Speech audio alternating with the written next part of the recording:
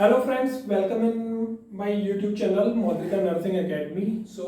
आज का हमारा जो टॉपिक है वो ब्रेन है। हमारी पिछली क्लासेस में हमने नर्वस सिस्टम के बारे में पढ़ा, उसके बाद हमने क्रैनियल नर्व्स के बारे में पढ़ा और आज का जो हमारा टॉपिक है ब्रेन, ये भी हमारे नर्वस सिस्टम से रिलेटेड ही है।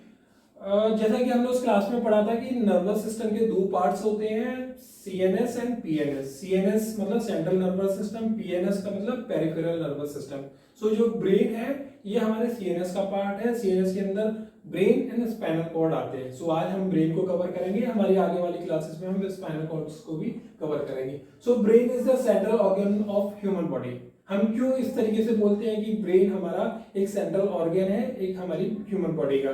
क्योंकि हमारी ह्यूमन बॉडी की जितने भी हमारे डेली एक्टिविटीज हैं, डेली की हमारी दिनचर्या है, उसका जो भी एक्टिविटीज है वो हमारे ब्रेन से रिलेटेड होती है। हमारा देखना, हमारा सुनना, हमारा चलना, हमारे हाथ पैरों को हिलाना, हमारा खाने के टाइम टेस्ट करना, ये सारी चीजें हमारे ब्रेन से रिलेटेड है, इसलिए हम इसको सेंट्रल ऑर्गन बोलते हैं। ठीक है। Brain is part of central nervous system. Brain हमारा ये सेंट्रल नर्वस सिस्टम का पार्ट है। जैसा कि मैंने अभी बताया था आपको, brain is connected as spinal cord in the vertebral canal. Brain जो है हमारा स्पाइनल कॉर्ड जैसे स्पाइनल कॉर्ड वर्टिब्रल कैनाल से कनेक्टेड होती है, इसी तरीके से हमारा ब्रेन भी वर्टिब्रल कैनाल से कनेक्टेड होता है। अब हम बात करते हैं लोकेशन की, ब्रेन की लोकेशन, क्योंकि ब्रेन बहुत सोफिस्टिक एंड वेरी डेलिकेट हमारा ऑर्गन है, इसलिए हमने इसको बड़े अच्छे से हमारे मतलब नेचुरली इसको बनाया गया है इसकी लोकेशन को। ब्रेन की जो लोकेशन है बिलो द क्रैनियम, मतलब क्रैनियम के अंदर होती है। जो ब्रेन है, ब्रेन से ऊपर हमारे क्या होता है, स्टार्टिंग हम देखेंगे हेयर होगी, फिर स्किन होगी, स्किन के अंदर हमारा क्रैनियम होगा, स्कल होगा, खोपड़ी होगी, उसके अंदर हमारा ब्रेन है। इसलिए कितने मतलब मल्टीपल लेयर्स के बाद हमारा ब्रेन हमें मिलता है। अब आगे बात करेंगे वेट की, ब्रेन के वेट की। नॉर्मली ह्यूमन बॉडी में जो ब्रेन का वेट है वो 1 kg to 1.5 kg होता है। मेल्स के अंदर ह्यूमन बॉडी में ब्रेन का वेट है वो 1400 ग्राम्स टू 1450 ग्राम्स होता है। फीमेल्स के अंदर 1300 ग्राम्स टू 1350 ग्राम्स होता है। और चाइल्ड बच्चों के अंदर ब्रेन का वेट 300 ग्राम्स टू 400 ग्राम्स होता है। बच्चों के अंदर ब्रेन का वेट इसलिए कम होता है क्योंकि बच्चों का जो ब्रेन है वो डेवलप नहीं हो पाता है, क्योंकि कम उम्र भी होती है उनकी, इसलिए उनका वेट, उनके ब्रेन का जो वेट है वो कम होता है। लेकिन माय डियर सिस्टर्स, मैं यहाँ पर बिल्कुल भी ऐसा नहीं कह रहा हूँ कि फीमेल्स के अंदर ब्रेन कम होता है। मेरा जो कहने का मतलब है, मेरा ये है कि फीमेल्स के जो ब्रेन का वेट कम होता है। फीमेल्स के अंदर ब्रेन कम नहीं होता है, फीमेल्स के जो ब्रेन का वेट है वो कम होता है। प्लीज मुझे मेरे सेंटेंस के कारण है ना, मुझे अनसब्सक्राइब ना करें। मैं ये बताना चाह रहा हूँ कि फीमेल्स के अंदर सबसे ज्यादा ब्रेन होता है, लेकिन उनके ब्रेन का वेट कम होता है ना। आगे हम पढ़ेंगे तो जो ब्रेन है वो बहुत मोर बिलियंस न्यूरॉन से बना होता है। ब्रेन, अगर क्वेश्चन आएगा कि है ना ब्रेन, हमारा जो ब्रेन है वो कितने बिलियन से बना होता है, तो हमें मैक्सिमम उसकी जो है वो कैपेसिटी बिलियंस की, तो यो 100 बिलियन से, जो हमारा ब्रेन है 100 बिलियन न्यूरॉन से बना होता है। वैसे कई जगह हम देखेंगे जो हमारा ब्रेन है 86 बिलियन टू 100 बिलियन, मतलब इस बिटवीन होता है इतना। क्वेश्चंस, मतलब अगर यहाँ इस स्लाइड में हम देखेंगे हमारे दो क्वेश्चन बन रहे हैं। एक तो कितने बिलियन न्यूरॉन से बना होता है, दूसरा कि हमारा मेल्स के अंदर, फीमेल्स के अंदर, चाइल्ड के अंदर जो ब्रेन है उसका वेट कितना होता है ना। Next is meninges. मेनिंजेस क्या है? मेम्ब्रेन है, कवरिंग है ब्रेन की, जो कि ब्रेन को सुरक्षा दिलवाती है।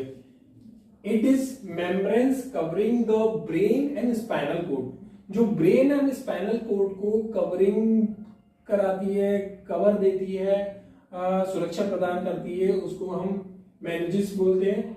There is 3 types of layer, 3 types of meninges: dura mater, arachnoid mater and pia mater. जो ड्यूरा मैटर है ये बहुत आउटर लेयर होती है, इसको हम हार्ड मदर भी बोलते हैं क्योंकि बहुत हार्ड ये लेयर होती है। आर्किनॉइड मैटर थोड़ी टिश्यूज से मिलकर बनी होती है। एंड पिया मैटर बहुत सॉफ्ट इसकी बनावट रहती है, कुछ ये कर्व टाइप से बनी होती है। सो ये जो हमारी लेयर है ये हार्ड मदर है, ड्यूरा मैटर जो एक्सटर्नल वाली है। इसके बाद ये आर्किनॉइड मैटर, और जो पिया मैटर है वो इस तरीके से कुछ कर्व लिए होती है। तो जो सबसे इनर पार्ट है वो पिया मैटर का रहता है, बहुत सॉफिस्टिक रहती है। आर्किनॉइड मैटर, ड्यूरा मैटर को बाहर सबसे एक्सटर्नल लेयर बोलते हैं, थोड़ी हार्ड होती है इसलिए इसको हार्ड मदर भी बोला जाता है। अभी आपने कभी अगर आपने पेशेंट साइड, बेड साइड अगर काम किया है हॉस्पिटलों के अंदर एज ए नर्स, तो आपने एक डायग्नोसिस कभी देखी होगी, meningitis. So what is the meningitis? So please जो लोग मुझे देख रहे हैं वो कृपया अपने कमेंट्स पर मुझे इसका आंसर करने की कोशिश करें, बाकी मैं इसका बता देता हूँ। Meningitis is a inflammation of membranes. Meningitis है जो हमारी ये जो लेयर्स हैं इनके अंदर सूजन, इनके अंदर इन्फिल्ट्रेशन को हम मेनिंजाइटिस बोलते हैं। तो यहाँ पर एक क्वेश्चन बनेगा, what is the meningitis? Meningitis is a inflammation of membranes. ठीक है, अब ये इन्फ्लामेशन क्यों होता है, ये मेनिंजाइटिस क्यों होती है? जो मेनिंजाइटिस है इन लेयरों के अंदर वो बैक्टीरियल या वायरस के अफेक्ट के कारण, मतलब जब उसके अंदर बैक्टीरिया और वायरस ग्रोथ कर जाते हैं तो ये मेनिंजाइटिस होने के चांसेस बनते हैं। ये बहुत ही गंभीर बीमारी है। ये एक तरीके से हमारे ब्रेन को टफ कर देती है और हमें न्यूरोलॉजिकली इश्यूज क्रिएट कराना शुरू करती है। ये एक तरीके से इन्फेक्शन वाली बीमारी है। सो next is structure of brain की बनावट, structure of brain. So brain हमारा बेसिकली 3 पार्ट्स में डिवाइडेड होता है, fore brain, mid brain and hind brain. Fore brain को हम प्रोसेंसेफेलॉन के नाम से जानते हैं, मिड ब्रेन को हम मीसेंसेफेलॉन्स के नाम से जानते हैं और हिंड ब्रेन को रोबेनसेफेलॉन के नाम से भी हम जान सकते हैं। सो अगर क्वेश्चंस में अगर कभी इस तरीके से आया है कि भाई मीसेंसेफेलॉन के बारे में बताइए, तो हमें कंफ्यूज नहीं होना है। मीसेंसेफेलॉन के बारे में पूछा है तो इट मींस मिड ब्रेन के बारे में हमसे पूछा है। अगर सब पार्ट्स ऑफ रोबेनसेफेलॉन के बारे में पूछा है, इट मींस हमें हिंड ब्रेन के सब पार्ट्स के बारे में बताना है। सो ये बेसिकली 3 पार्ट्स है। अब यही 3 पार्ट्स के सब पार्ट्स है। सो फोर ब्रेन का पार्ट्स है सेरेब्रम, थैलेमस और हाइपोथैलेमस। मिड ब्रेन का कोई भी अपना इंडिविजुअल पार्ट नहीं है। एंड हिंड ब्रेन का cerebrum, pons and medulla oblongata इसके सब पार्ट्स हैं। So last AIIMS, not set AIIMS में एक क्वेश्चन पूछा था, आई थिंक वो क्वेश्चन इस तरीके से था, what are the parts of brain stem, इस तरीके से कुछ एक क्वेश्चन था। सो उसमें ब्रेन स्टेम के पार्ट्स पूछा था, है ना, तो हमें ऐसा कंफ्यूज नहीं होना है। तो ब्रेन स्टेम के पार्ट्स होते हैं pons, mid brain and medulla oblongata को मिलकर एक पिक्चर बनती है जिसे हम ब्रेन स्टेम के नाम से जानते हैं।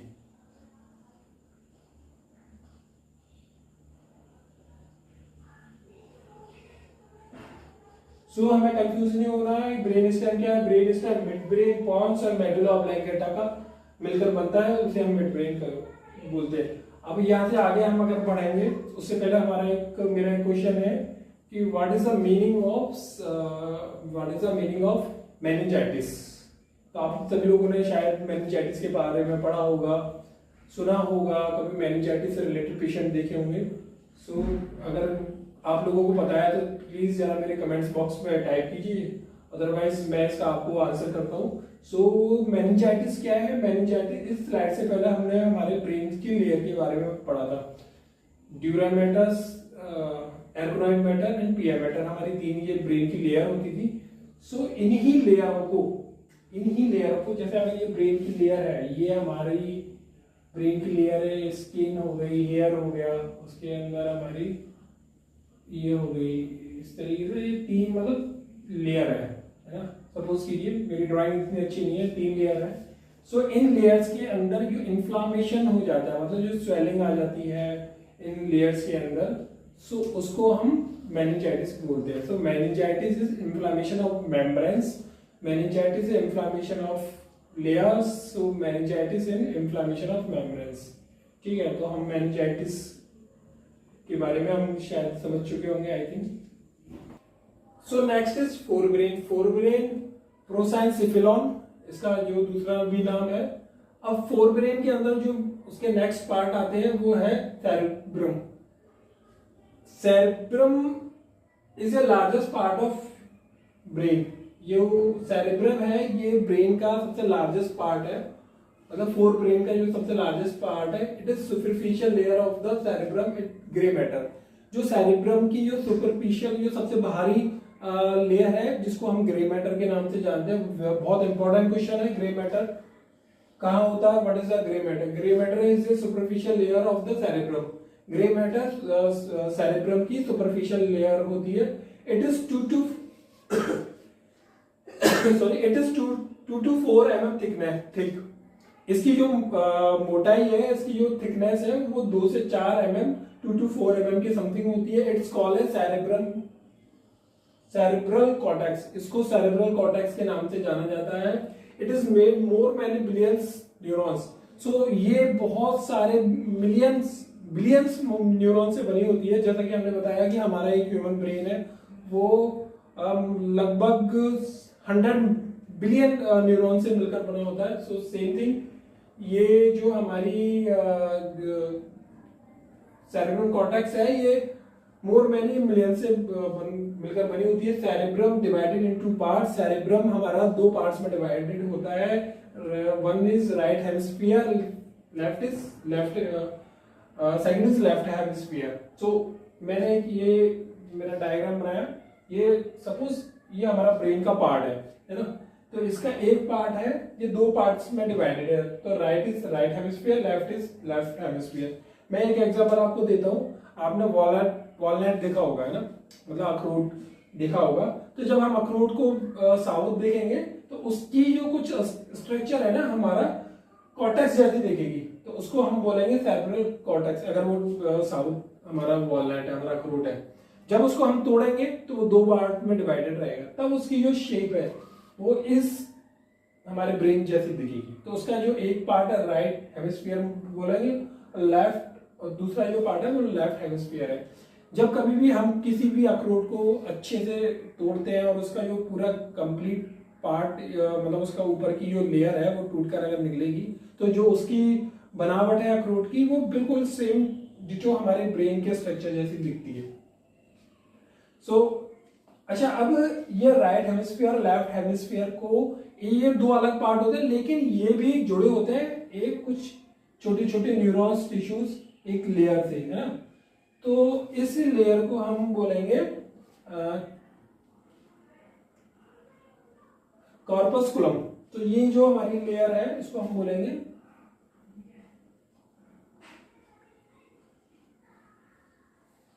कॉर्पस्कुलम। तो ये हमारी बहुत इंपॉर्टेंट है कि राइट हेमिस्फीयर और लेफ्ट हेमिस्फीयर को जो जोड़ती है जो लेयर है, जो एक हमारी लाइन जो बनती है उसको हम कॉर्पस्कुलम बोलेंगे। अब बहुत इंपॉर्टेंट पार्ट एक ह्यूमन बॉडी के लिए फंक्शन, सेरेब्रम की जो फंक्शन है वो एक ह्यूमन बॉडी का बहुत इंपॉर्टेंट पार्ट है, ठीक है। और उसकी जो फंक्शंस हैं वो डेली एक्टिविटीज के, एक ह्यूमन बॉडी की डेली एक्टिविटीज के होने वाले जो दिनचर्या में होने वाले जो भी हमारी एक्टिविटीज हैं वो सारी हमारी सेरेब्रम के ही पार्ट से निकलती है। इसके हम जैसे देखेंगे मोटर फंक्शन, इसका पहला जो इसका फंक्शन है वो मोटर फंक्शन। मोटर फंक्शन का मतलब हुआ हमारी बॉडी की जो भी मूवमेंट है, like upper movement, lower movement, है ना, अपर लिम्स के मूवमेंट, लोअर लिम्स के मूवमेंट, हमारा चलना, हमारा किसी चीज को टच करना, हमारा किसी चीज के सेंस को नेगेटिव थॉट्स लेकर उसको अपने से दूरी बनाना, ये सब हमारा मोटर रेस्पॉन्स के अंदर आता है। जैसे मैं चल रहा हूँ, ठीक है, चल रहा हूँ, तो इसका मतलब क्या है कि मेरा ब्रेन मुझे कमांड दे रहा है कि मुझे चलना है और कब रुकना है, ये सब कुछ मेरे ब्रेन के थ्रू हो रहा है। तो ये जो हमारी एक्टिविटीज है ये हमारा सेरेब्रम के फंक्शन से पॉसिबल होता है। Second one is sensory function. अब इसके बहुत सारे ऐसे फंक्शन है डेली एक्टिविटीज के, वो सारे जो होते हैं सेंसरी फंक्शन, मतलब किसी चीज को सेंस करना, समझना, देखना, फील करना, रुकना, जाना, ये सब कुछ सेंसरी फंक्शन में आता है। लाइक पेन, जैसे पेन है, पेन अगर मैं किसी शार्प चीज को अगर टच करूंगा, किसी कांटे पे अगर मेरा पैर जाएगा तो वो मुझे पेन फील कराएगा। पेन फील कराकर हमारे सेरेब्रम में एक मैसेज जाएगा कि मुझे यहाँ से अपना पैर हटाना है क्योंकि ये मेरे लिए पेनफुल है, तो मैं हटाऊंगा। तो इट मीन्स ये कब मुझे पॉसिबल हुआ अगर मेरा सेरेब्रम का फंक्शन परफेक्ट है। सेम लाइक टेम्परेचर, बॉडी का टेम्परेचर एक सेंस कराता है क्योंकि ऑलरेडी ये सेंसरी फंक्शन है हमारा सेरेब्रम। सो पेन, टेम्परेचर, टच करना, किसी चीज को टच करना, टच करके उस टच से क्या हमारी बॉडी को फील हो रहा है वो सब कुछ होना। हियरिंग, टेस्ट, स्मेल, किसी चीज को सूंघना, टेस्ट करना, ये सब कुछ हमारा इसी फंक्शन पे हो रहा है। कंट्रोल इंटेलिजेंसी है ना, तो इसका मतलब ये हुआ कि हम क्या सोच रहे हैं, किसी चीज के लिए कितना अफेक्टिव है वो हमारी सोच है ना, चाहे वो नेगेटिव हो या पॉजिटिव हो।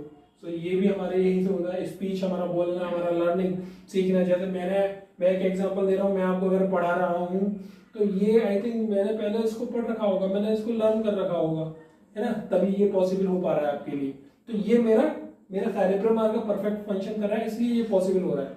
अगर मेरा सेरेब्रम परफेक्ट फंक्शन नहीं कर रहा होता तो मैं शायद आपको नहीं पढ़ा पाता क्योंकि मुझे याद ही नहीं होता। सो ये भी यहीं से पॉसिबल होता है। लर्निंग, सीखना, क्रिएटिव एक्टिविटीज, हम कुछ भी नया नया सीख रहे हैं। आज हमारे चारों जितना भी कुछ रिसर्च, नई नई टेक्नोलॉजी आई है, ये सारी तभी पॉसिबल हुई है जब जिन लोगों ने उसको परफॉर्म किया, जिन लोगों ने उसको रिसर्च की, जिन लोगों ने उसको डिस्क्राइब किया, वो सब उन लोगों का सेरेब्रम बहुत अच्छे से फंक्शन कर पा रहा होगा, तभी वो नई नई चीजों को क्रिएटिविटी के माध्यम से पॉसिबल कर पाए। थिंकिंग, सोचना, दोनों एक दूसरे के उससे हैं। थॉट्स, नई नई चीजों को सोचना, नई जजमेंट, ठीक है, मेमोरी। जजमेंट का मैं एक एग्जांपल दे रहा हूँ कि मैं अगर कहीं सपोज कीजिए मैं एक पटरी के बीच में खड़ा हूँ, एक ट्रेन उसी पटरी पर आ रही है, तो यहाँ पर मेरी आंखें क्या देख रही है कि वो ट्रेन मेरे लिए आ रही है। इधर मेरे दिमाग ने ये भी सोचा अगर मैं यहाँ से नहीं हटूंगा तो वो ट्रेन मेरे को हिट करेगी और मेरे लिए वो डेंजर रहेगा, ठीक है। तो यहाँ पर दो मेरे फंक्शन हो गए। तीसरे फंक्शन में हमने क्या किया, हमने एक जजमेंट किया कि मैंने एक डिसीजन, एक पावर क्रिएट की कि मुझे या तो इस ट्रेन की पटरी से हटना है, अदरवाइज ये ट्रेन मुझे हिट करेगी, तो मुझे बचना है, मेरी लाइफ को सर्वाइव करवाना है। तो इसलिए मेरा ये जजमेंट रहा कि मुझे हटना है, तो मैं हटा। मेमोरी का मतलब ये चीज अगर मैंने आपको स्टडी दे रहा हूँ, मैं भी अब आपको क्लास ले रहा हूँ, तो ये मेरी मेमोरी में ऑलरेडी फीड है, मैंने ऑलरेडी पहले पढ़ा हुआ है, उसके बाद मैं आपको मेरी मेमोरी के माध्यम से आपको पढ़ा पा रहा हूँ। प्रॉब्लम सॉल्विंग, कुछ इश्यूज जैसे डेली एक्टिविटीज में आते हैं तो उनको कैसे सॉल्व करना है। जस्ट लाइक मतलब लाइफ में होने वाली हर तरह की प्रॉब्लम को हम कैसे फाइट कर रहे हैं। लैंग्वेज मेरा बोलना और उस चीज को समझना, ठीक है। मैं हो सकता है कि मैं एक या लैंग्वेज या दो लैंग्वेज को जानता हूँ लेकिन हर लैंग्वेज को नहीं जानता, है ना। तो ये सब लैंग्वेज क्या है, मेरी जो खुद की जो लैंग्वेज है, मैं उस लैंग्वेज में दूसरे लोगों से बात कर सकता हूँ, उन लोगों की चीजों को समझ सकता हूँ, मैं समझा पा रहा हूँ। तो ये सब इसी फंक्शन की पॉसिबल। रीजनिंग, ठीक है।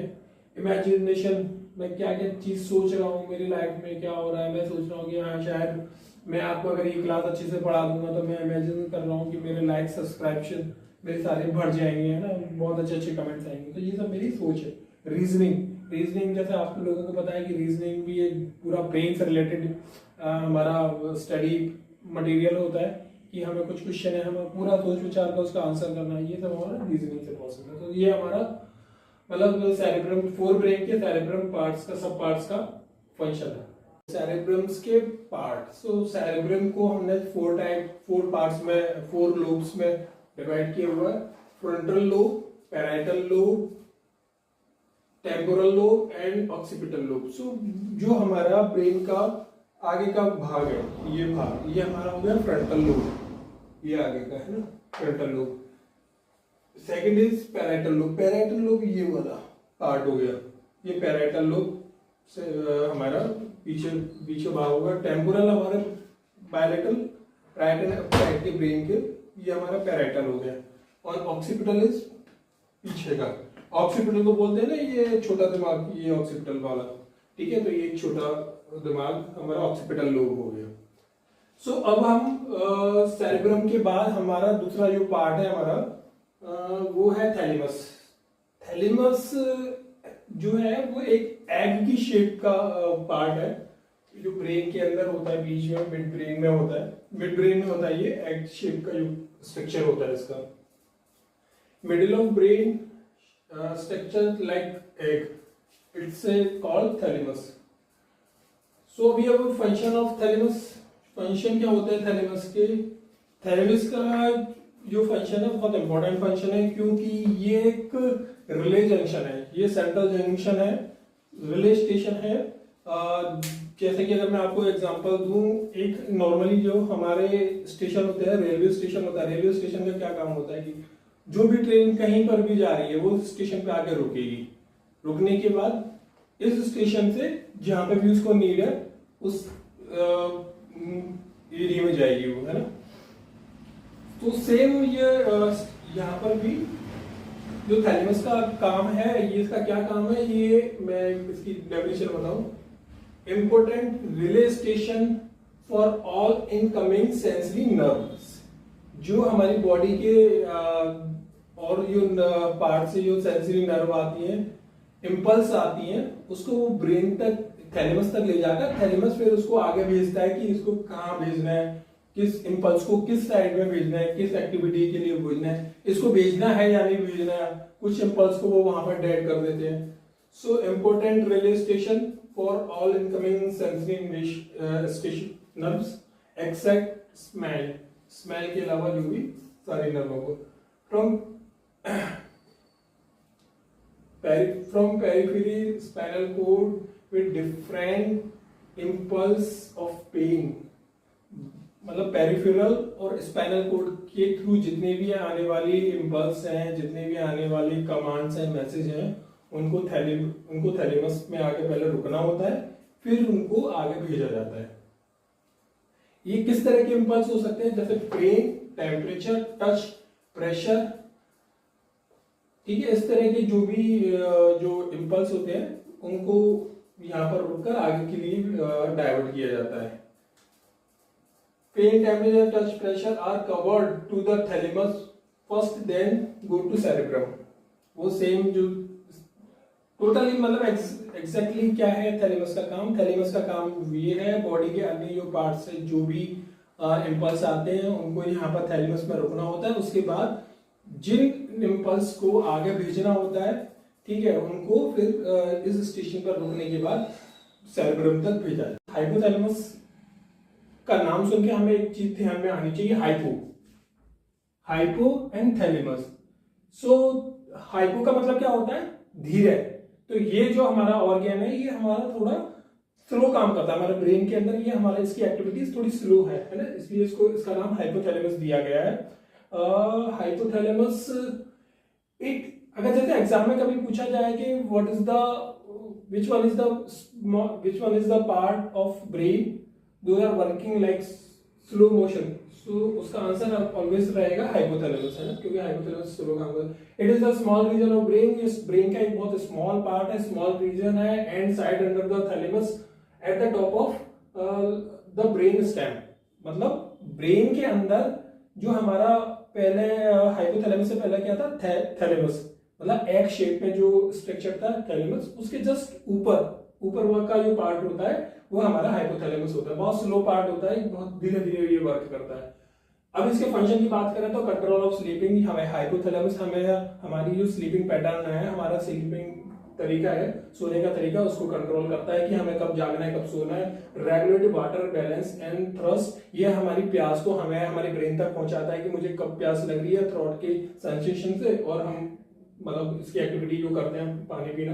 Regulate food intake mean appetite, कब भूख लगी और कितनी भूख लगी और कब हमें खाना हमारा रोक देना है, ये सारा भी जो वर्क करता है ये हमारा थैलेमस करता है, हाइपोथैलेमस करता है। Regulate the body temperature, body temperature के, हमारी बॉडी के टेम्परेचर को जो मेंटेन करके रखता है वो भी हाइपोथैलेमस करता है।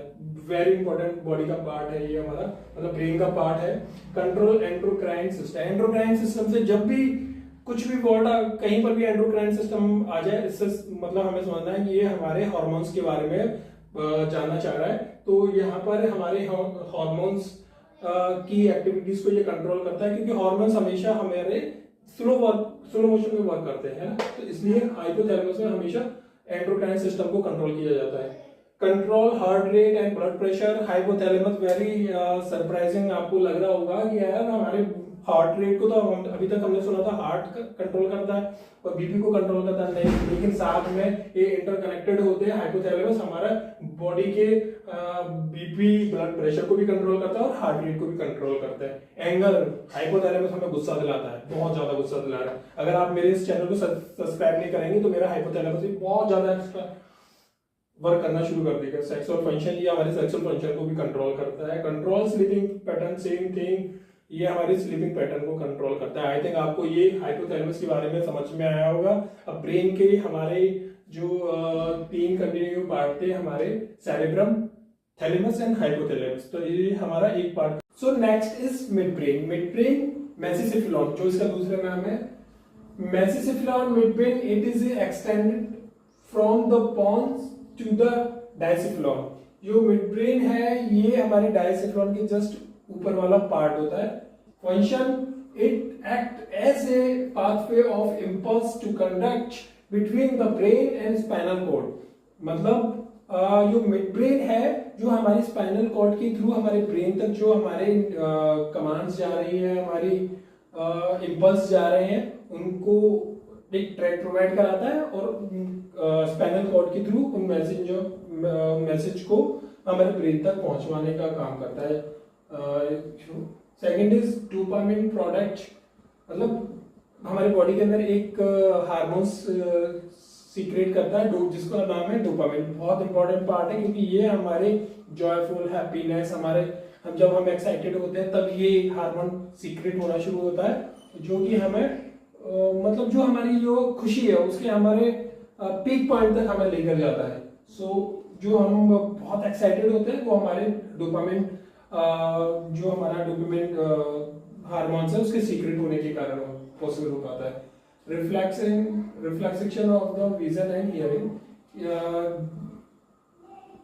मिड ब्रेन हमारे किसी चीज को विजन करने के लिए और उस पर रिफ्लेक्ट करने के लिए भी हमारे लिए हेल्पफुल होता है। सपोज कीजिए कि मैं कहीं जा रहा हूँ, किसी ने मुझे मेरी साइड में पत्थर मारा, वो पत्थर मेरे पैर पे आके लगा, तो वो पत्थर तो मेरे पैर पे आके लगा लेकिन मेरे हाथ को तो नहीं लगा, लेकिन मेरा हाथ क्या करेगा, उस पैर के ऊपर जाकर जहां मेरे से वो पत्थर ने हिट किया है, मेरा हाथ वहां पे जाकर लगेगा। तो ये क्या हुआ, ये खुद से रिफ्लेक्स किया है ना मेरे मसल्स में, मेरे हैंड्स में, मेरे पैर के लिए। सो नेक्स्ट इज हिंड ब्रेन। अभी हमने हमारा नया पार्ट हो गया, मिड ब्रेन हो गया। मिड ब्रेन के कोई भी पार्ट, सब पार्ट नहीं होते हैं। Third is hind brain. Hind brain का भी अपना सेरेब्रम पार्ट होता है, मतलब कंफ्यूजन नहीं होता है। सेरेब्रम अलग होता है, सेरेब्रम अलग होता है। तो सेरेब्रम है जो हमारे हिंड ब्रेन का पार्ट है। It is smallest part of the brain, ये हमारे ब्रेन का सबसे छोटा पार्ट है। So it is known as little brain, इसलिए इसे हम छोटा दिमाग कहते हैं। शायद आपने एक मूवी देखी होगी नाना पाटेकर की, आई थिंक उसका नाम अग्निवीर, अग्निपथ क्या है, जिसमें वो कहता है ना कि अपने फादर को बोलते हैं कि इधर नहीं मारने का है, इधर छोटा दिमाग होता है, इधर मारने से आदमी मर जाता है। सेम इसका मतलब नाना पाटेकर उस समय क्या बोल रहे थे कि मेरे सेरेब्रम एरिया पे नहीं मारने का है, क्योंकि यहाँ पर मारने से आदमी मर जाता है ना। तो हमें ऐसे याद रखना होगा कि सेरेब्रम एक हमारे बॉडी का एक बहुत स्मॉल पार्ट है हमारे ब्रेन का, और यहाँ पर बहुत सोफिस्टिक और डेलिकेटेड होता है, और यहाँ पर मारने से आदमी की मृत्यु भी हो सकती है। ये सही बात है। Located posterior part of cerebrum, और जो सेरेब्रम की जो स्ट्रक्चर की लोकेशन है वो हमारे posterior part of cerebrum, cerebrum के पोस्टीरियर पार्ट की पीछे होती है। मतलब सेरेब्रम हो गया, यहाँ सेरेब्रम खत्म होता है, उसके नीचे सेरेब्रम की लोकेशन होती है। सो फंक्शन ऑफ सेरेब्रम, तो कोऑर्डिनेट, so it is तो कोऑर्डिनेटेड कंट्रोल मसल्स, ये हमारे मसल्स को कंट्रोल करती है। लाइक कॉन्ट्रैक्शन ऑफ मसल्स, हम अगर मैं एग्जांपल दूं तो हमारा जैसे हार्ट है, वो क्या मसल्स कॉन्ट्रैक्शन करता है ना, बंद होता है खुलता है, ब्लड सप्लाई करता है ना, ब्लड को फेंकता है, तो इसको क्या कहते हैं, कॉन्ट्रैक्शन ऑफ हमारे हार्ट का कॉन्ट्रैक्शन। तो ये क्या है, ये उसके संग हमारा जो मिड ब्रेन है उसके संग बैलेंस करता है, उसके संग ट्यूनिंग इसकी बनती है। Second is coordinating voluntary body movement. Voluntary movement का मतलब सेम वही कि हम चल रहे हैं पार्क में, किसी ने वही मेरा सेम एग्जांपल, मेरे पैर के पास पत्थर किसी ने फेंक कर मारा तो मेरा हाथ गया, मेरा वॉलंटरी मूवमेंट वहां आया। सपोज कीजिए मैं चल रहा हूँ, अचानक मेरे सामने कुछ गड्ढा आ गया, तो मैं रनिंग कर रहा हूँ ट्रैक पर और मेरे सामने कोई अगर बड़ा गड्ढा आ गया तो मुझे लग रहा है कि मैं गिरूंगा, तो मेरा वॉलंटरी मूवमेंट क्या करेगा, ऑटोमेटिक रुकने की कोशिश करेगा। ये हमारा वॉलंटरी मूवमेंट है, ठीक है। रेगुलेट बॉडी बैलेंस, हमारे बॉडी के बैलेंस को भी ये बैलेंस करने की कोशिश करता है। एंड स्पीकिंग पावर मतलब हमें बोलने के लिए शक्ति प्रदान करता है, हमें बोलने के लिए पावर दिलाता है, हमें क्या बोलना है माइंड में हमें ये रिक्रिएट करने की कोशिश करता है। सो ये हमारे फंक्शन हो गए किसके, hind brain. So next is pons. Pons भी हिंड ब्रेन का एक पार्ट है। Pons doing work like messenger, जो पोन्स है ये हमारा एक मैसेंजर की तरह कार्य करता है। ये हमारे ब्रेन टू बॉडी के पार्ट्स, ये हमारे ब्रेन से जो बॉडी के और हमारे ऑर्गन्स है, हमारे बॉडी के और जो पार्ट्स हैं उनको एक कमांड देता है। जो कमांड हमारे स्पाइनल कोड के थ्रू ब्रेन में गई है, और उस ब्रेन से जो उसका कमांड का जो आंसर आ रहा है, उसका जो रिफ्लेक्शन है वो ये हमारा पोन्स के थ्रू हो पाता है। तो ये सिर्फ क्या करता है, अगर हम इसको वन वर्ड में देखें तो ये ब्रेन से बॉडी के पार्ट को मैसेज देता है, जो ब्रेन से जाने वाला जो आंसर है उसको बॉडी के पार्ट तक पहुंचाता है, ठीक है। Next is last one part of hind brain, medulla ऑब्लैंगेटा, ठीक है। ये बहुत इंपॉर्टेंट पार्ट है। मेडुला ऑब्लैंगेटा ये हमारे स्पाइनल कोड का तो सबसे सुपीरियर पार्ट और हमारे ब्रेन का सबसे लोअर पार्ट होता है। हमारे ब्रेन का सबसे निचला भाग और स्पाइनल कोड का सबसे ऊपर का भाग होता है।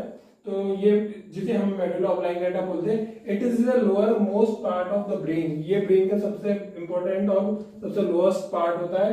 And connection of the superior portion of spinal cord, और सुपीरियर स्पाइनल कोड के सुपीरियर पोर्शन से कनेक्ट होता है। अब इसके फंक्शन के बारे में हम देखेंगे तो इसके फंक्शन क्या होते हैं। It is control many biological activities, ये हमारी बॉडी की बहुत सारी बायोलॉजिकल एक्टिविटीज को कंट्रोल करता है, जैसे कि रेस्पिरेशन, डाइजेशन। ये हमारे रेस्पिरेशन को कंट्रोल करता है, हमारे डाइजेशन को कंट्रोल करता है। रेगुलेट द हार्ट बीट, हमारे हार्ट बीट को रेगुलेट करता है, मतलब हमारी हार्ट बीट की जो साइकिल है, एक बार हमारे दिल का धड़कना, इन सबको ये पॉसिबल कराता है हमारा मेडुला ऑब्लैंगेटा, है ना। तो इसको हम क्या बोलेंगे, regulate the heart beat, force of the heart beat, मतलब हार्ट बीट को कितनी प्रेशर के साथ हमें उसको धड़कना है, उसके लिए भी ये जिम्मेदार होता है। Regulate the blood pressure, blood pressure को रेगुलेट कराता है, कंटिन्यू एक साइकिल को कंप्लीट कराने में भी ये हेल्पफुल रहता है। हमारे दिमाग में एक बात आएगी, यार हमारे हार्ट को तो, हमारे ब्लड प्रेशर को तो हमारा हार्ट कंप्लीट साइकिल के थ्रू उसे कंप्लीट कराता है, लेकिन ब्रेन का भी उतना ही पार्ट होता है इसके अंदर, क्योंकि वो जो ब्लड की साइकिल है वो ब्रेन के होते हुए ही कंप्लीट पॉसिबल हो पाती है। एंड अदर वन इज इसके अलावा और भी बहुत सारी कुछ बायोलॉजिकल एक्टिविटीज है हमारी ह्यूमन बॉडी की, जो कि इस मेडुला ऑब्लैंगेटा के कारण ही पॉसिबल हो पाती है। जस्ट लाइक वॉमिटिंग, हमारी वॉमिटिंग करने की कंडीशन है।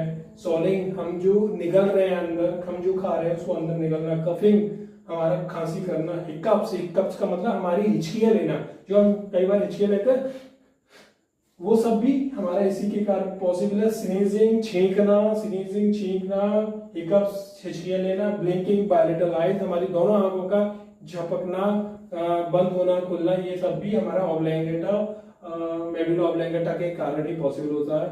सो नाउ अब हमारा ब्रेन पूरा लगभग ऑलमोस्ट खत्म हो चुका है। हमने ब्रेन के सारे 3 पार्ट्स को पढ़ा, उसके बाद उसके हमने सब पार्ट्स को पढ़ा है। ये ब्रेन अब हमारा कंप्लीट हो चुका है। अब हमारे नर्वस सिस्टम